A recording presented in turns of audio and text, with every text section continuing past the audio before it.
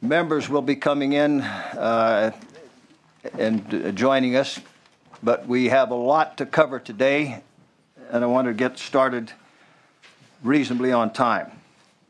This is a hearing of the Senate Veterans Committee. Last week we had a hearing on the county veteran service officers. Today, it's a hearing on treatment courts. The Senate is engaged in a lot of oversight matters these days, rightly so. But oversight doesn't only imply being critical of what goes on. Oversight means also identifying those things and strategies that work. Today, we're going to be able to focus on that.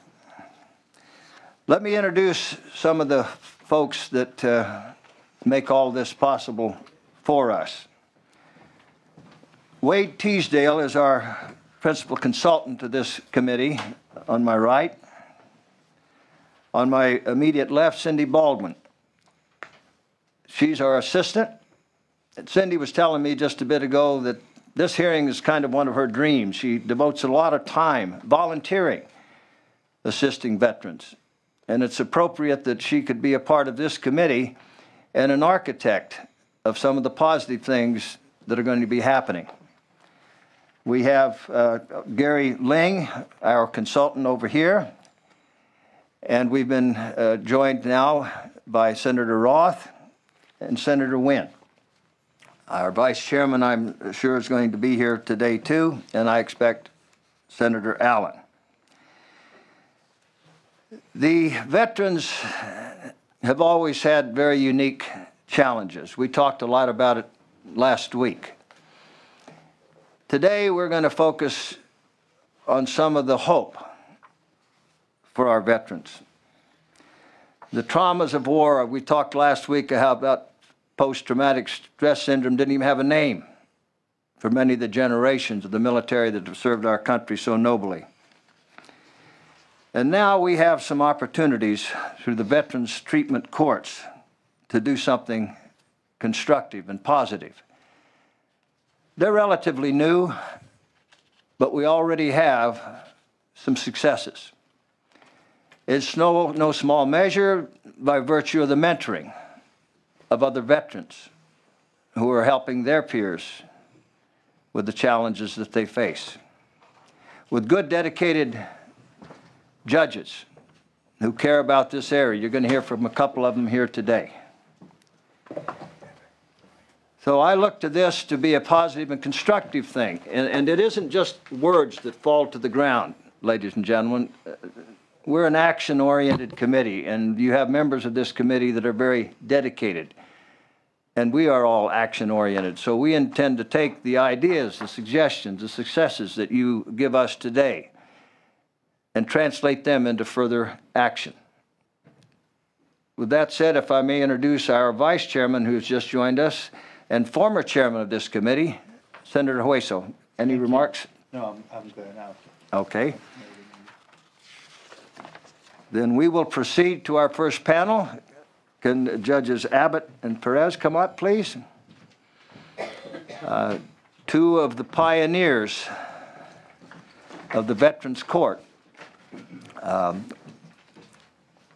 Let's start with Judge Perez. Superior Court, County of Orange, and you've been at this for quite a time, haven't you? We have. First of all, thank you all very much. Before I begin, I'm going to go a little bit off what I was planning to say and just say this. There are many times in my court that I wish I had that camera to show you what we're doing and how we're affecting these warriors that have served our country. And I just wish you could see on a daily basis what we're doing for them. The bottom line is we're giving them hope.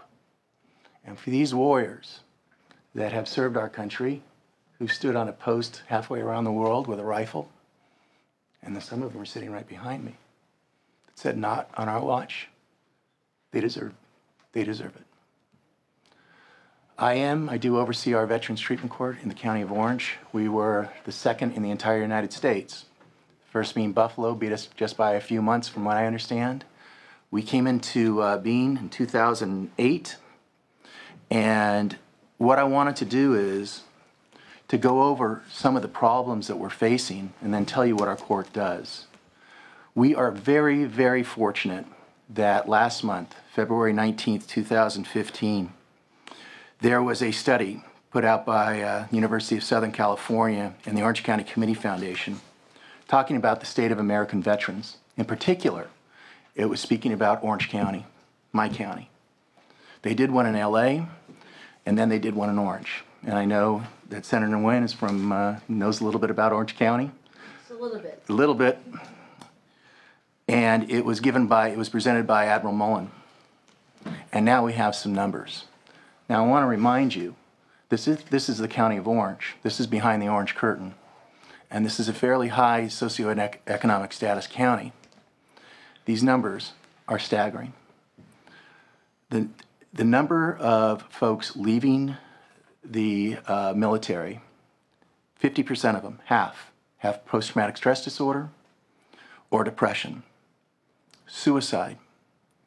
Post 9/11 vets, around 19% think about suicide, when the average person on the street thinks about it about 4%. Suicide.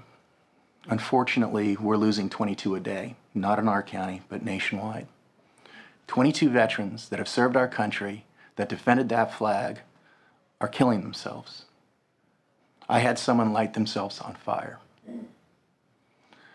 And that is a tragedy.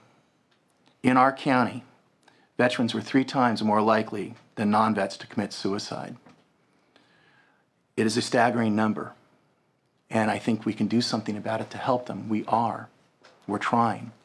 Remember, these folks that were interviewed were not ones that were in trouble with the criminal justice system. I get the ones that are in trouble with the criminal justice system. These are just vets that have just come out and were interviewed. Homelessness. I do the Homeless Outreach Court in Orange County. It is a court where we actually go out into churches, homeless shelters, and we interface with the homeless. We bring people like the Orange County Healthcare Agency, the Orange County Social Services Agency, the Veterans Administration, to interface with these folks. Now, I've been told anecdotally by the Veterans Administration that between 1/4 and 1/3 of our homeless are vets. I've been told we have an entire platoon sitting in the riverbed of Santa Ana of Marines. And now we have the studies that start to tell us why. Between 1/4 and 1/3, well, let me step back. In Orange County, it was nearly unanimous. When they left the service, they would not have had a place to stay but for families or friends. That's staggering. They walk out of the service, they hang up their uniform, they rack their rifle, and they have nowhere to go. Within 30 days of the interview that took place, 17.5% of them were homeless. That was on post 9/11 vets. That means, so they grab all of these people together, they interview them, and they say, okay, tell me about your status, what's happened with you? Well, how many of you were homeless within the last 30 days? Almost 1 in 5 said they were. And that, I mean, I don't know how you can, why is that happening? And what can we do to help? So the homelessness is a very serious problem. I see it all the time in our homeless court. We do try to interface with them. The Veterans Administration has been very helpful, I gotta say, with helping us treat these folks. I've had nothing but good experiences with the Veterans Administration. Many of them have inconsistent housing. Post 9/11 is about 1 in 5 have inconsistent housing, and that was in the 2 months prior.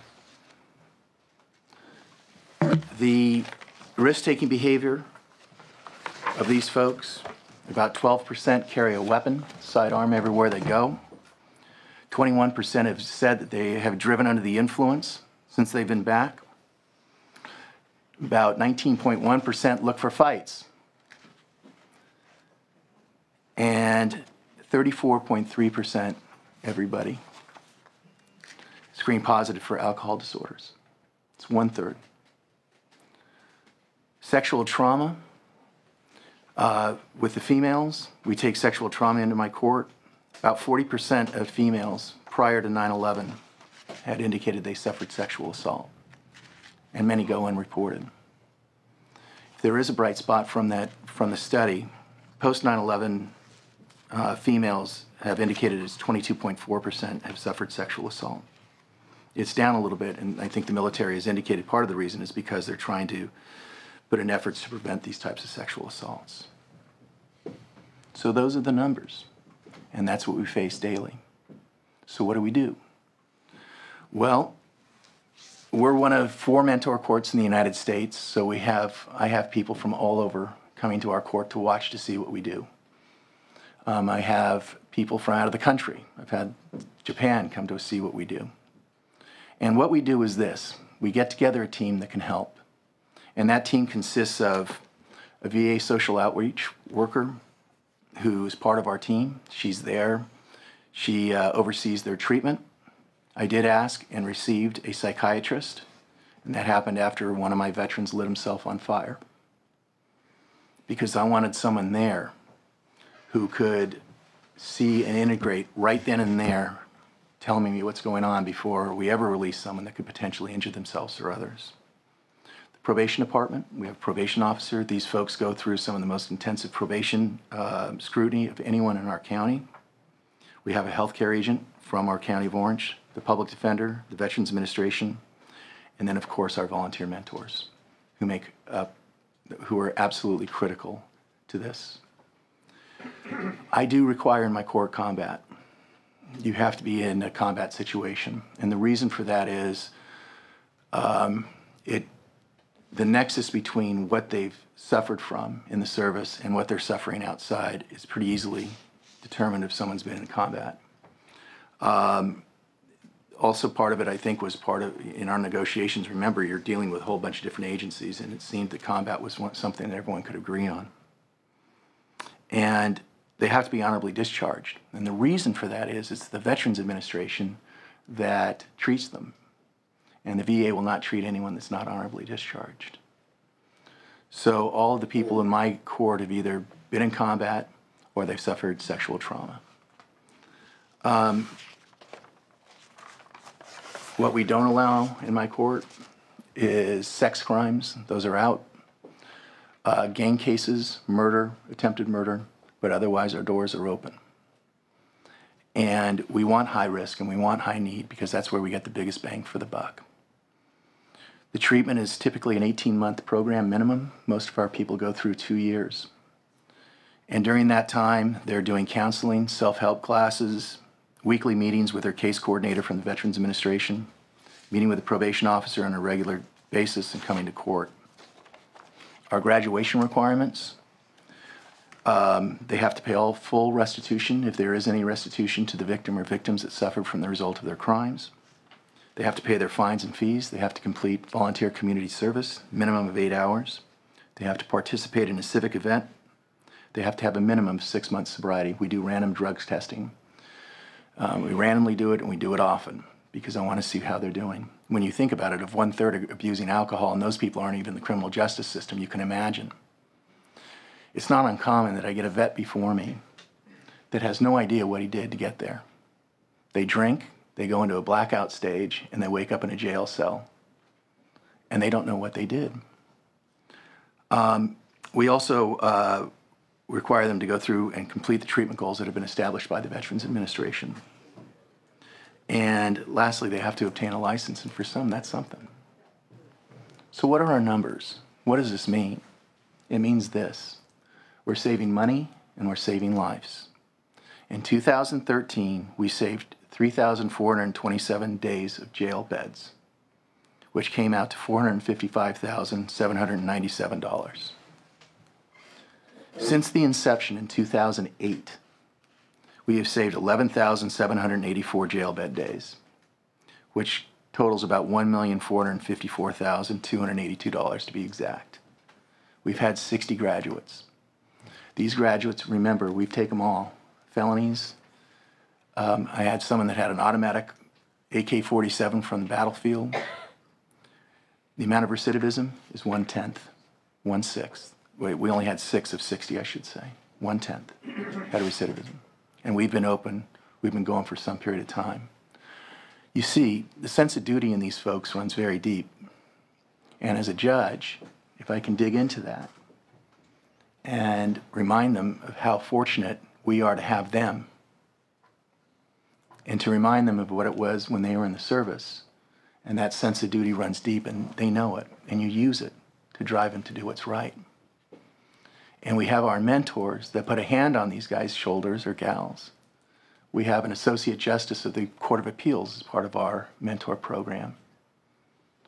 She was a combat nurse in Vietnam.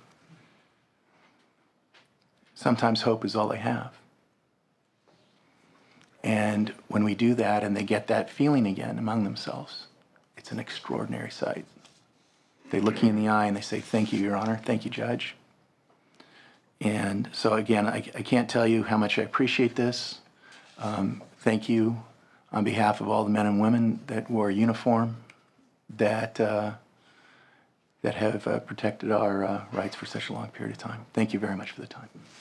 We'll have some questions at the conclusion of Judge Abbott. Judge David Abbott, Sacramento County Veterans Court, which has just commenced about 6 months ago, Judge. Is that correct? Senator. I want to thank you for the opportunity to be here today and talk about what, compared to the Orange County experience, is a fairly new one for Sacramento. But I would reiterate that in the short time we've been doing it, since July of 2014, one of the big issues that we confront is homelessness. One of the concerns we have when we begin working with a participant in the program is whether they have a place to live and what their personal situation is in terms of residence, employment. And my experience has been that we're dealing with all of those things at various levels. In our program, just as with Orange County, we are not excluding anybody other than gangs, sex, murder, attempted murder. We have offenders from all the way from vandalism to shooting a firearm into a moving vehicle into a residence. And we don't have any numbers or statistics that we've been able to gather in the short time we've been in existence. But I did feel when we began the program that our figures on recidivism were going to be nothing short of impressive. And I felt that way because I knew that with veterans, we were dealing with people who, before they went in the military, by and large, had not engaged in criminal activity. And they served honorably in the military and they came out, and after they got out, things started to go sideways. And that's when they came into the system. And I felt that if we could address those issues, those specific issues, with the quality of people that we were working with, we should have a pretty good success rate. And so far, everything I've seen has borne that out. We haven't lost one person to recidivism since we've had our program in effect. And I'd like to, rather than talk about statistics, because I think those have been laid before you pretty effectively so far, I'd just like to read briefly from a transcript of one of our proceedings for one of our young men who is part of our program, who came to us. He's still on active duty, and so we haven't taken a plea from him because he's being processed for humanitarian discharge. But what he had to say was, I thought, fairly riveting and is fairly exemplary of what these young people are confronting when they get out of the military. And so I had him in my court. We explained the program to him. We are keeping him in the program without having him enter a plea because we don't want him to lose his VA benefits. But he's confronting a humanitarian discharge because not only because of the wounds he received in combat, but he has also suffered a personal loss with the death of his 2-year-old son due to an untimely accident. And so he was stationed up in, I believe, Bremerton, Washington. He's in the process of transferring to Sacramento. But he came to our program, and after I spend we meet twice a month, first and third Thursdays, and we begin our calendar by standing and saying the Pledge of Allegiance. I've given you each a copy of the introductory statement, and I read that statement at the start of our calendar every day, every time that we meet. And I do that to reinforce why they're there and what we're doing and what our goals are. So as with this gentleman, whose name is Mark Espinoza, he's a staff sergeant in the Army. He's a Ranger.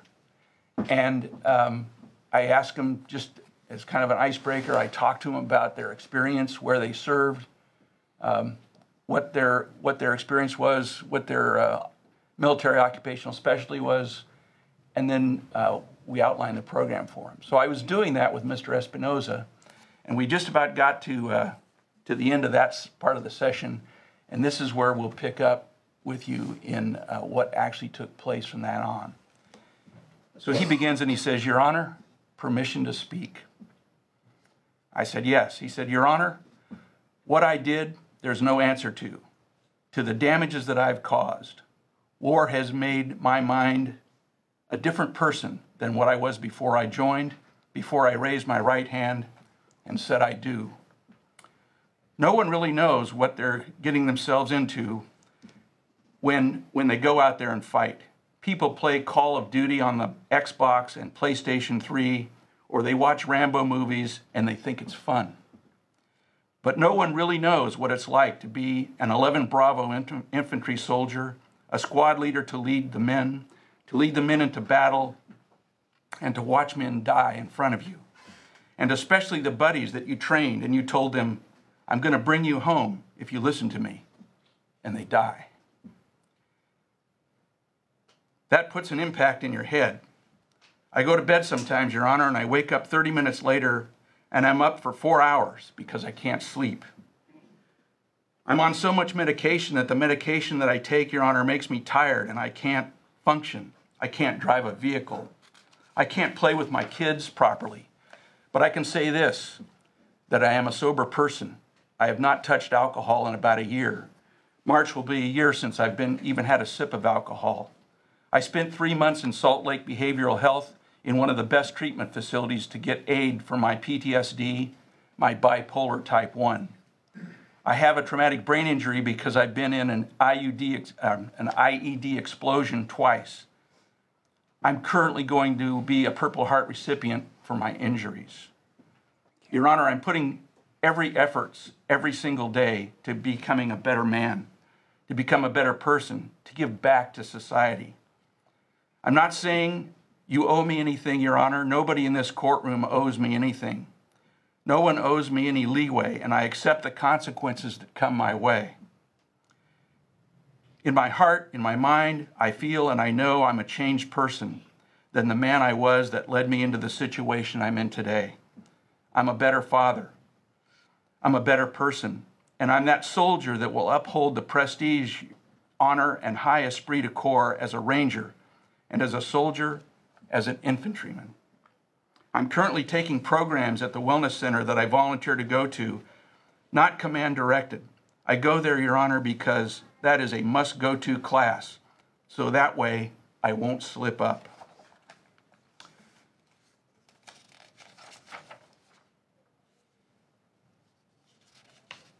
As soon as I finished inpatient at Salt Lake Behavioral Health, immediately as soon as I touched down in Sacramento, I was enrolled into Sutter, where I spent almost 16 weeks in outpatient there, where I was continuing to seek treatment for my PTSD, alcoholism, and bipolar type 1 due to combat stress.